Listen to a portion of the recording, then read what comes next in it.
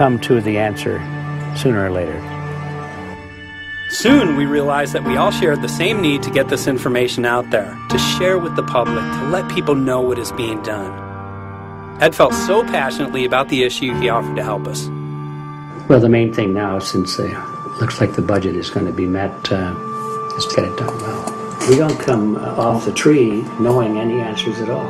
Yeah, we're not scientists. We're just asking questions, exactly. And we've got to be very skeptical about the answers. That's it's totally accurate, totally honest. Why can't people see this? They're not hearing it. They don't know that the facts are not being presented. We're very lucky, you know that. Look at this opportunity that's being dumped on us. I know. Opportunity. It's this is going to this is going to be a battle. I know that. A challenge and a battle, but I mean, why are we here if it's not for that? We're going to go to a short break with TJ Foxy. Can't go to get him all tomorrow, so it's going to be you for the moment. I'll call him again. So. Sounds good. I saw the sky crisscross with chemtrails. And I can't remember if it was in LA or if I was on the road, but I had looked up one day and I thought, look at that. That's not the flight path, man. That was a grid, a regular grid over the city, and I couldn't believe my eyes. Milky white clouds. And, it all seems very obvious. And now the evidence of what we have on the ground with the aluminum, the barium, strontium, and with what we see in the patents and what the geoengineers say are going to happen, I mean, for the everyday Joe, this is a slam dunk. This is a very delicate moment for the powers that be because they're taking a covered-up operation like the tropospheric aerosol program or chemtrails, Project Icarus, whatever. It's had many names over the years. And they're making it overt into a geoengineering scientific shield to deflect sunlight because global warming's out of hand. So at this very moment, the belly of the beast is right above us with no armor. Whether people believe in chemtrails or not, the geoengineering should be scary enough. And when people learn about geoengineering, chemtrails will then become apparent because they're the same. So you're talking about global conspiracy here. Geoengineers propose doing this on a global level. Off to Redding, California. Guess this is the second step after the AAAS meeting. We'll see what we find.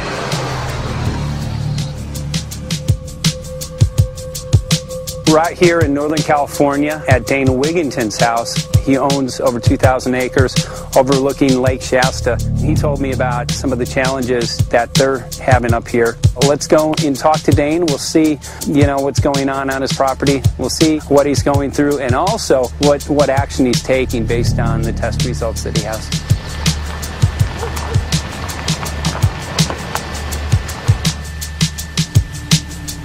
As you know, I have a background in the energy fields. I worked in the first solar plants in the continental U.S. in the early 80s.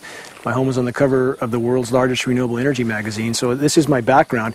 My goal has been to alert the public there is a mountain of toxic material falling on us, period. Before about 5 years ago, our skies were typically blue, and now you see it's covered with lines and haze. And virtually nothing you see on the horizon, nothing you see in the sky above us is a natural cloud. I mean, it is virtually all the remnants of these aircraft lines that you see fanning out, spreading into clouds, artificial clouds. But the sky is a very dirty look to it. There's not the white cloud blue sky that we had only a few years ago, but it looks like there's some sort of massive industrial activity or forest fires burning over there. And we see that typically every night. You see, even down to ground level, the clarity drops off significantly, and we don't see that except for the days when we have these long, lingering trails that spread and cover the whole sky. And on certain days, you can see these trails actually dropping vertically like a veil. We assume the particulates are descending, and we have the test to prove that we are being inundated with levels of aluminum and particulates that are literally tens of thousands of times what would already be considered high. So we're not talking about exposure to a slight percentage higher of these toxic materials. We're talking about quantities, for example, off the side of Mount Shasta. If you can pan back That's a landmark in Northern California, considered to be a pristine water source. Aluminum or snow sample off the side of Mount Shasta tested 61,000 parts per billion. This is just ordinary snow water, and people are drinking this stuff when they're hiking on the mountain. And remember, government action is required at 1,000. This is 61 times over the government limit, and our hikers are drinking this poisonous water on Mount Shasta Mountain itself. Barium, 83. Strontium, 383. So this summer, the people climbing are drinking poison. Basically. I certainly wouldn't want to drink 61,000 micrograms per liter of aluminum. And again, we've already seen in 5 years soil pHs in this area that have escalated 10 to 12 times, and we can prove that conclusively. Well, this is not speculation. We can prove conclusively that these metals have been in the rain. We have duplicate samples. Bachelor of Science in Forestry, International School of Forestry at Missoula. Master's in Zoology, specialized in aquatics.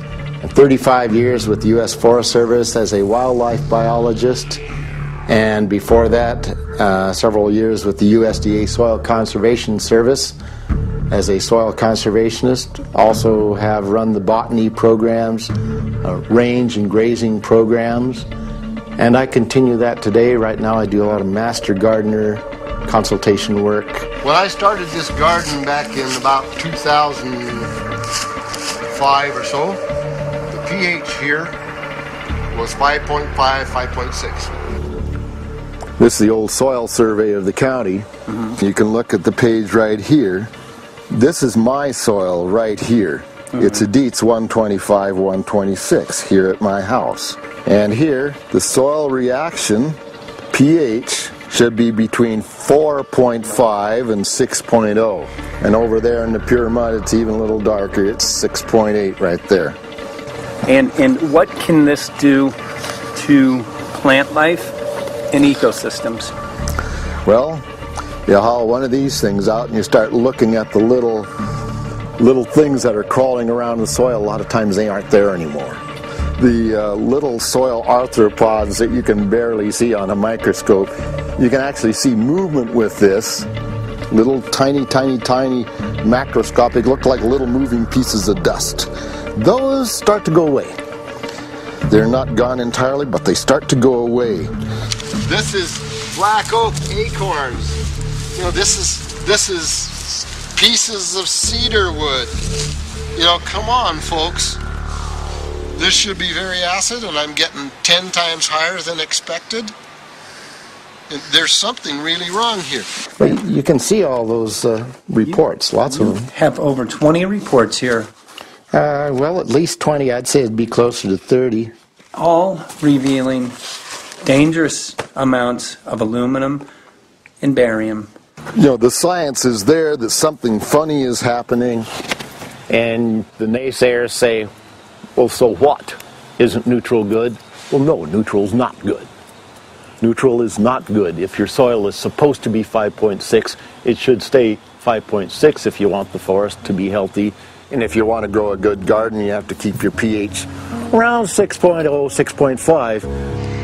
I think that we just need to wake up and just look at what's happening, because we can't just ignore it, because it's going to get worse and worse if we just keep ignoring it and pushing it away like, oh, that's nothing. There was mason jars, and they were brand new, sterilized, and that's what we catch the rain in. And then there was a HEPA filter that we tested the air with. Okay, so you caught rain and then you basically filtered air. What did you find? Aluminum and barium. Here's another test that's revealing 375,000 parts per million aluminum, barium at 3,090, and strontium at 345. Yeah, that's from a lined pond. With EPDM fish-safe pond liner. There is no chemicals, manufacturing materials at all in that pond liner that's available to the aquatic life. It's designed for that purpose. The well that feeds this pond has been tested and retested. ND, no detectable aluminum, 0. The only other place this pond can receive water is rainfall. We are located on a filtered, forested hilltop, miles and miles and miles away from any